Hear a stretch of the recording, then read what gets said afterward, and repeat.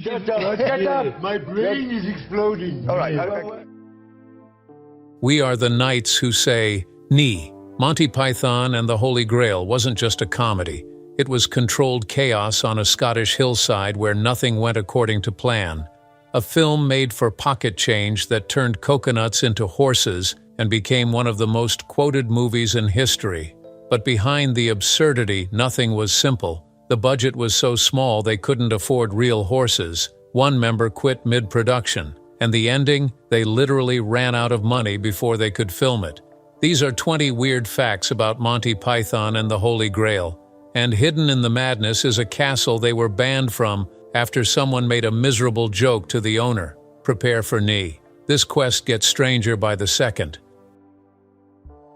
Number 1. They couldn't afford horses, so they used coconuts instead.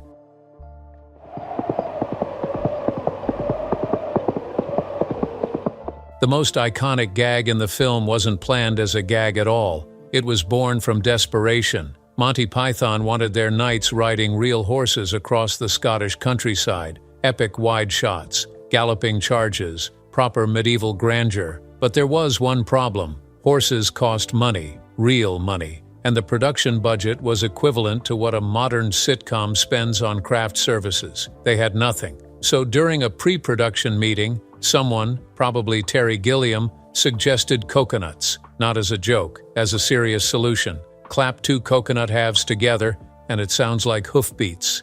The pythons stared at each other, then they started laughing, then they realized it was brilliant, not just as a cost-saving measure, but as comedy gold. Knights pretending to ride horses while their squires clopped coconuts behind them. It was absurd, it was ridiculous, it was perfectly Python. They wrote it into the script, made it a running gag, and somehow the limitation became the film's signature image. Test audiences didn't know what to make of it at first. Some thought it was stupid, others thought it was genius. The Pythons didn't care. They knew they'd stumbled onto something special, because sometimes the best creative choices aren't born from vision. They're born from being broke and desperate. Number 2. The film was funded entirely by British rock stars. I am, and this is my trusty servant Patsy. We have ridden... No studio wanted to touch Monty Python and the Holy Grail. Too weird, too British, too uncommercial. The Pythons pitched it everywhere. Universal passed, Paramount passed. Warner Brothers laughed them out of the room. They were stuck until someone had an idea. Rock stars, specifically British rock stars who loved Monty Python's flying circus. So they made calls. Led Zeppelin's managers got involved. Pink Floyd's people expressed interest. Elton John's camp came through. Suddenly, money started trickling in. Not massive amounts, but enough. The final budget was roughly £229,000, split between multiple investors, most of them from the music industry. These weren't traditional film financiers looking for safe returns. They were fans who wanted to see their favorite comedy troupe make a movie. Any movie. The catch? There wasn't one. The investors gave the Pythons complete creative freedom. No notes, no interference, just make us laugh. And the Pythons delivered. Years later, when the film became a cult phenomenon, those rockstar investors made their money back many times over. But at the time, it was just a bunch of musicians betting on 6 comedians with a crazy idea about knights, coconuts, and killer rabbits. Number 3. They shot the entire film in Scotland in just 5 weeks. ...the land in search of knights who will join me in my court at Camelot.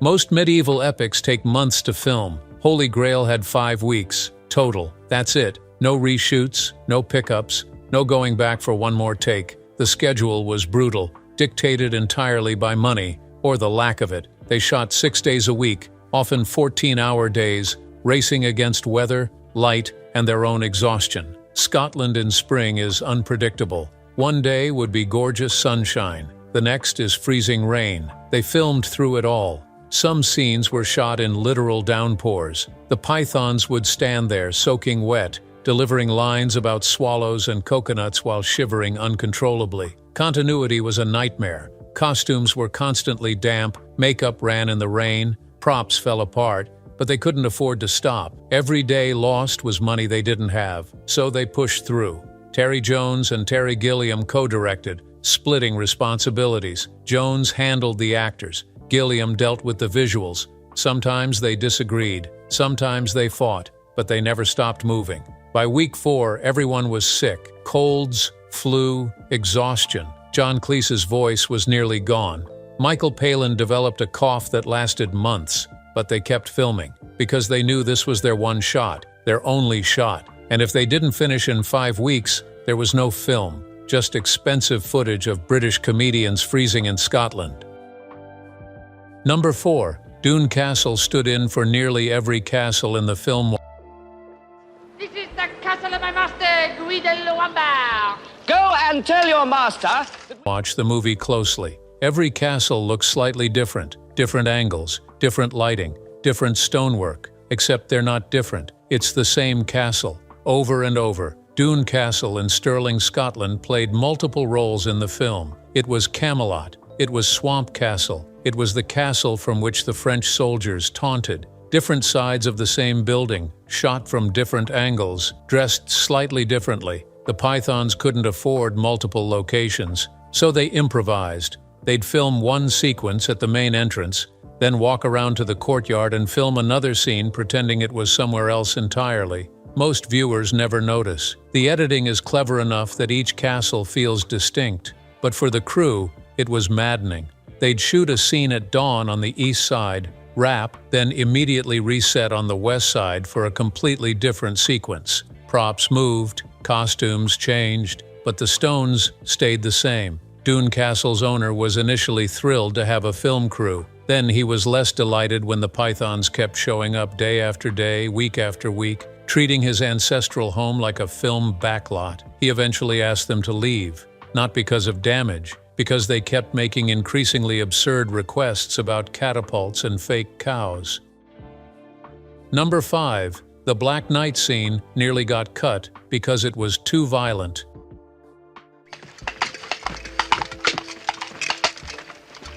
You fight with the strength of many men, Sir Knight. The Black Knight refuses to yield. King Arthur chops off his arm, then the other arm, then both legs. The knight keeps fighting, spitting insults, refusing to admit defeat. It's one of the most famous sequences in the film, but it rarely made it past the script stage. The BBC, which had partial funding involvement, was horrified. They called it gratuitously violent, tasteless, and utterly inappropriate for a comedy. They demanded it be cut. The Pythons refused. They argued the violence wasn't realistic. It was cartoonish. Blood spurting like geysers, limbs flying off cleanly. The Black Knight is hopping around on one leg. It was Looney Tunes, not Peckinpah. But the BBC wouldn't budge. So the Pythons did something clever. They filmed it anyway without permission. They figured it was easier to beg forgiveness than ask permission. When the BBC executives finally saw the completed scene, they were still appalled. But by then it was too late. The scene was cut, color graded, and scored. Removing it would mean re-editing huge sections of the film. So they relented with one condition. The blood had to look fake, obviously fake. So the Pythons made it brighter red, more excessive, more ridiculous. And somehow that made it funnier. The violence became parody, and the Black Knight became immortal. Number 6. John Cleese. Left mid-production and had to be written out. Of course not. You are English type, sir. Well, what are you then? Halfway through filming, John Cleese vanished. Not metaphorically, actually vanished. He'd been growing increasingly frustrated with the production, the cold, the rain, the endless technical problems, the lack of proper catering. One morning, he didn't show up to set. The assistant director knocked on his trailer. Empty. His hotel room. Empty. Panic set in. Had something happened? Was he hurt? Then someone found a note. Simple, direct, very Cleese. It read, "Gone to London. Back in 3 days. Maybe." The Pythons were furious. They had a strict 5-week schedule. Every day mattered. Every hour mattered. But Cleese had disappeared, leaving them with half-filmed scenes and no idea when he'd return. Terry Jones wanted to recast. Terry Gilliam wanted to film around him. Instead, they did something else. They wrote his character out. Sir Lancelot's storyline was hastily condensed. Scenes were cut. Others were rewritten for different characters. When Cleese finally returned 4 days later, refreshed and cheerful, No one spoke to him for an entire day. He later admitted he'd gone slightly mad from the cold and needed civilization. The Pythons forgave him eventually, but from that point on, Cleese's scenes were filmed first, just in case he decided to flee again. Number 7. The Killer Rabbit was operated by a teenager with no puppet experience. Where? There. What, behind the rabbit? The most dangerous creature in the film is a fluffy white rabbit with big ears and blood on its teeth. It's supposed to be terrifying. Instead, it's adorable, until it kills. The Pythons needed a puppet that could look cute 1 second and vicious the next. They hired a professional puppeteer. He built a sophisticated mechanical rabbit with moving eyes, articulated legs, and a hidden spring mechanism for jumping. It cost a significant chunk of their tiny effects budget, and on the day of filming it didn't work. The spring jammed, the eyes stuck closed. The whole thing looked dead. They were scheduled to shoot the scene that day. No time to fix it, no backup puppet. Panic. Then someone spotted a teenager watching from behind the crew, a local kid who'd wandered onto set. Someone asked if he'd ever operated a puppet. He shrugged. "I've got a dog." Close enough. They handed him a simple store-bought rabbit puppet, showed him the scene and said, "Just make it jump at people's throats." The kid nailed it. First take. His timing was perfect. His instinct for when to move, when to stay still, when to lunge, all spot on. The killer rabbit became iconic, and the teenager made 20 pounds for the day. Years later, he told reporters he had no idea he was working on a film that would become legendary. He just thought it was weird that people were screaming at a rabbit. Number 8. The runaway scene was completely improvised.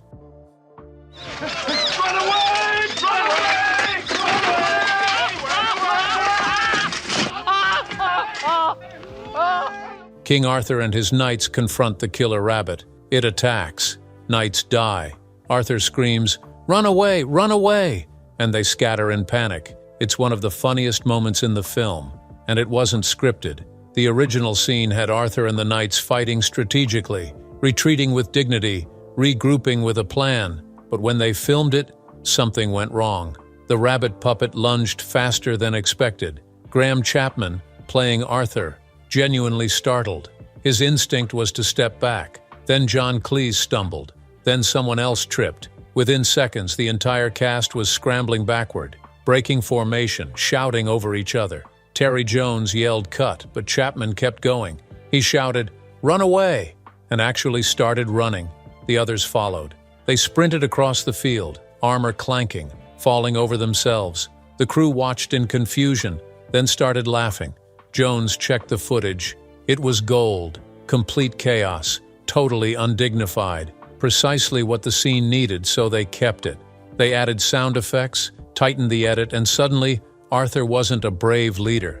He was a coward fleeing a bunny. The Pythons realized something important that day. Sometimes the funniest moments come from genuine reactions, not carefully crafted jokes. Number 9. The legendary black beast of Arg was just a bad drawing. My God!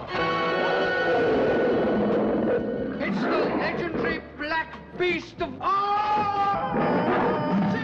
In the script, the black beast of Arg was supposed to be terrifying. A massive creature emerging from a cave, slaughtering knights, unstoppable horror. The Pythons wanted a sophisticated puppet, or at least a guy in a costume. What they got was neither. The creature effects team, already stretched thin across multiple sequences, tried their best. They built a large puppet head, foam, latex, moving jaw. It looked okay in the workshop. On camera, under lights, it looked like a parade float. Cheap, obvious, not scary, not funny scary, just bad. They tried filming it anyway. Every angle made it worse. The crew started laughing during takes, not with the scene, at it. Terry Gilliam, frustrated, grabbed paper and markers. He drew a crude cartoon beast, exaggerated teeth, googly eyes, ridiculous proportions. They filmed the drawing, added shaky camera work, screaming. Violence happens off-screen. Then they cut away to the animator dying of a heart attack, leaving the scene unfinished. It was a cover for a failed effect. but it became one of the film's most memorable sequences, because the Pythons understood something crucial. When something doesn't work, don't hide it. Make it part of the joke. And sometimes, a bad drawing is funnier than a good puppet. Number 10. The French soldiers' insults were written the night before filming. Of course not! You are English type, sir! Well, what are you then? The French taunter scene is legendary. The insults are absurd, creative, and endlessly quotable, but they weren't in the original script. The scene existed. A French soldier mocks King Arthur from the castle walls, but the dialogue was a placeholder.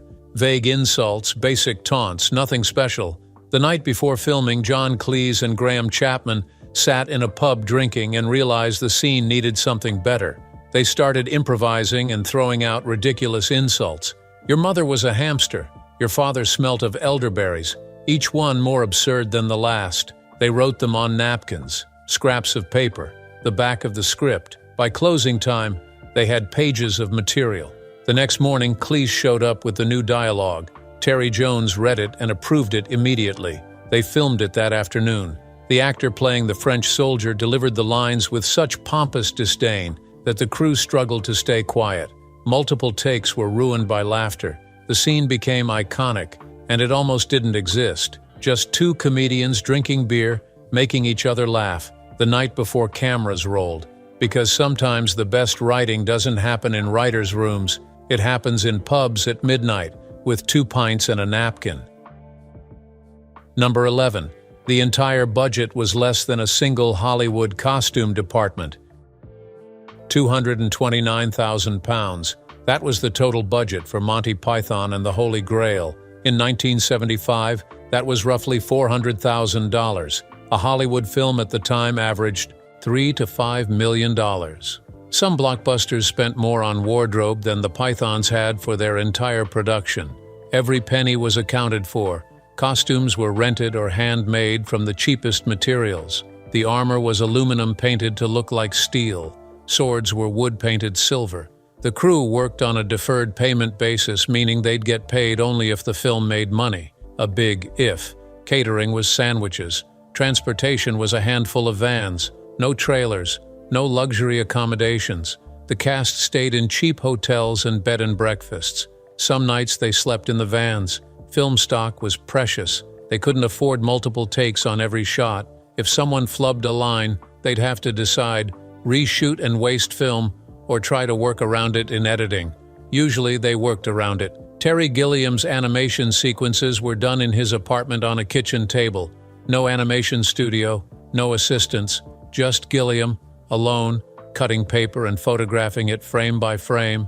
The holy hand grenade, a painted wooden sphere, the bridge of death, styrofoam rocks over a real gorge. Every creative decision was filtered through one question: can we afford it? And when the answer was no, they found something funnier, because limitation breeds innovation, and the Pythons proved you don't need money to make something legendary.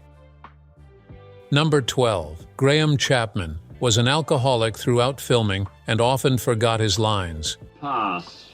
I have no quarrel with you, good Sir Knight, but I must... Graham Chapman, who played King Arthur, was brilliant, classically trained, perfect comic timing, absolutely professional. He was also drinking a bottle of gin a day. Chapman's alcoholism was an open secret among the Pythons. They'd worked with him for years, watched it worsen, tried to help, but on location in Scotland, it became a crisis. Some mornings, Chapman couldn't remember where he was. He'd show up, set, foggy, disoriented, and needing help into his costume. Lines disappeared from his memory minutes after reading them. The other Pythons covered for him. They'd feed him lines off camera, shoot scenes in shorter takes so he could manage, rewrite dialogue on the spot to make it simpler. Chapman would apologize, promise to do better, then show up the next day in the same condition. It was heartbreaking. Terry Jones directing had to make impossible choices: push Chapman and risk a breakdown, or accept diminished performance and move on.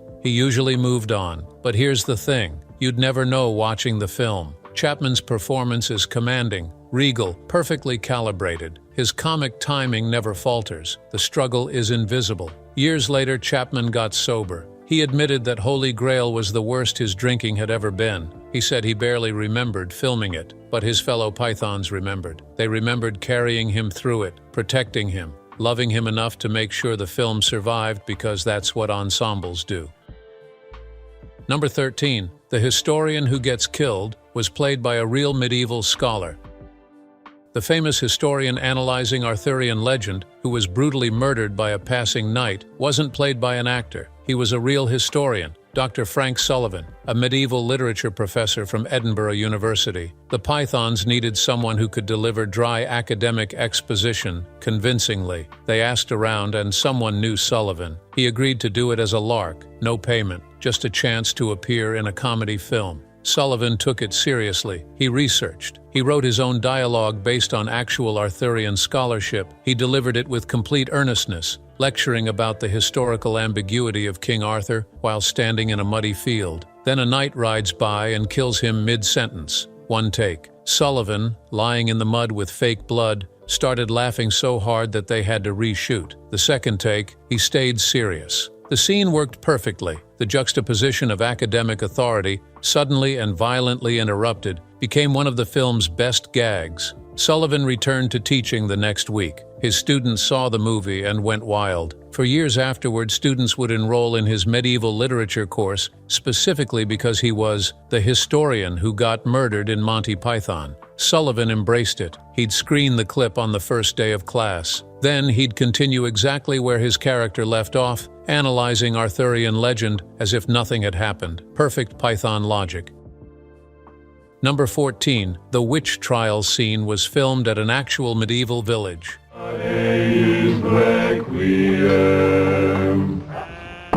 The village where they test if the woman is a witch using scales, ducks, and absurd logic wasn't a set. It was an authentic village, a preserved medieval settlement used for historical reenactments. The Pythons rented it for 2 days. The locals were thrilled, then concerned, then horrified. The scene required villagers, dozens of them in period costume. The production couldn't afford extras, so they asked locals to participate. Many agreed. They'd be in a movie. How hard could it be? Very hard, it turned out. The Pythons had them screaming, "Burn her," for hours. Multiple takes, different angles. The witch was dunked repeatedly in freezing water. Props kept breaking. The wooden platform collapsed. They rebuilt it, collapsed again. By day 2, the locals were exhausted, wet, and regretting their decision. But the worst part? The smell. The Pythons wanted authenticity, so they brought in actual farm animals, pigs, chickens, a cow, animals that hadn't been bathed in a confined medieval square in the spring heat. The stench became unbearable. Crew members vomited.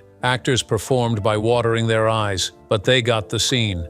And it looks perfect, chaotic, authentic, lived in. The village owner later said the smell lingered for weeks, but he'd let them film there again because the scene made his village famous. Tourist bookings tripled, all because the Pythons turned his historical site into a mob scene of witch trials. Number 15. Tim the Enchanter's costume was made from Terry Gilliam's bathroom curtains.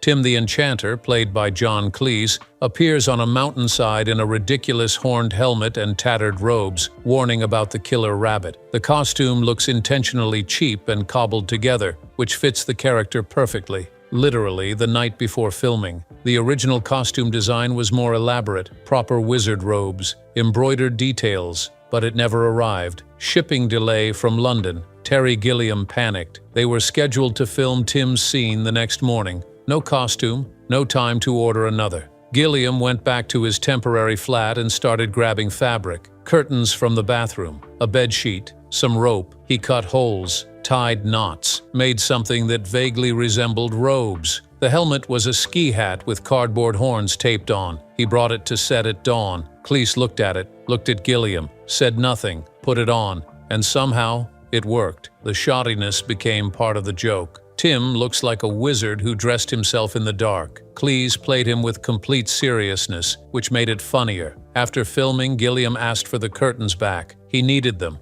His bathroom had no privacy otherwise. Cleese refused. He kept the costume for years. Eventually, he donated it to a museum. where Terry Gilliam's bathroom curtains now sit behind glass, preserved as cinema history. Number 16. The Camelot musical number almost destroyed the film's pacing.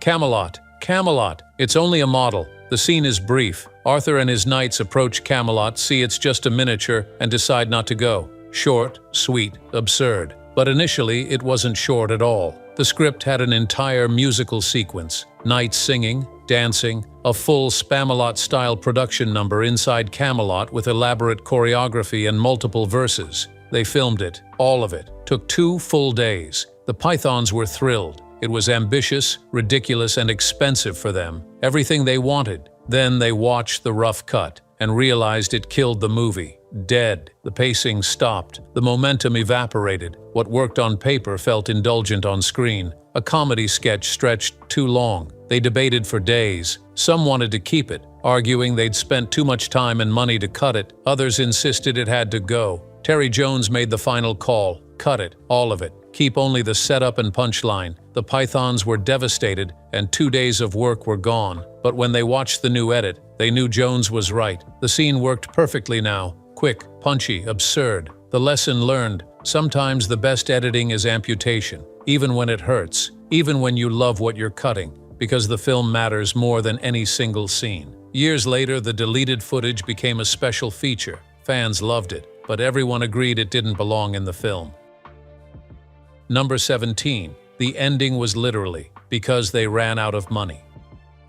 The film ends abruptly. Modern police arrive, arrest King Arthur. Credits roll. It's bizarre, unsatisfying, brilliantly subversive, and completely unintentional. The Pythons ran out of money. The original script had an epic final battle. Arthur and his knights storm a castle. A massive confrontation with hundreds of extras, catapults, sword fights, a climactic showdown. They'd saved it for last, planning to use the remainder of their budget for one spectacular sequence. But there was no remainder. By week 5, the money was gone. Completely gone. They had enough film stock for maybe one more day of shooting. No way to film a battle. No way to hire extras. No way to finish the story they'd planned. Terry Jones and Terry Gilliam sat down with the cast, explained the situation. Someone, probably Cleese, said, "What if we just get arrested?" Silence, then laughter. It was stupid. It made no sense. It broke every rule, which meant it was perfect. They improvised the ending in an afternoon. Real police cars, actors in Bobby uniforms borrowed from a local station. They filmed Arthur being dragged away mid-quest, cut to credits. When test audiences saw it, some were confused, others were angry, but most laughed, because somehow the Pythons turned financial disaster into an ending more memorable than any battle could have been. Number 18. Michael Palin performed most of his scenes with a broken toe.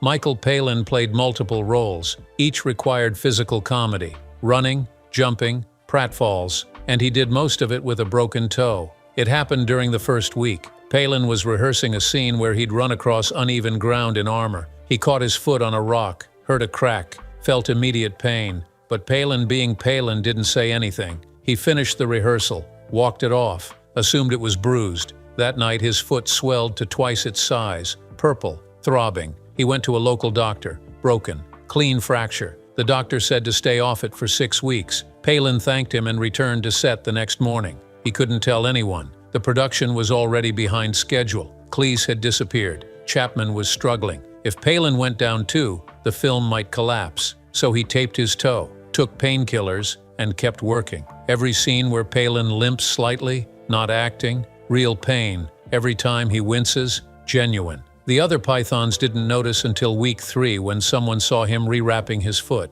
They were furious he hadn't said anything. Palin shrugged, said the show must go on. Very British, very Python. After filming Wrapped, he went back to the doctor. The toe had healed. Poorly, crooked, it still is. Palin jokes that he has a permanent reminder of the Holy Grail attached to his foot, and every step is worth it.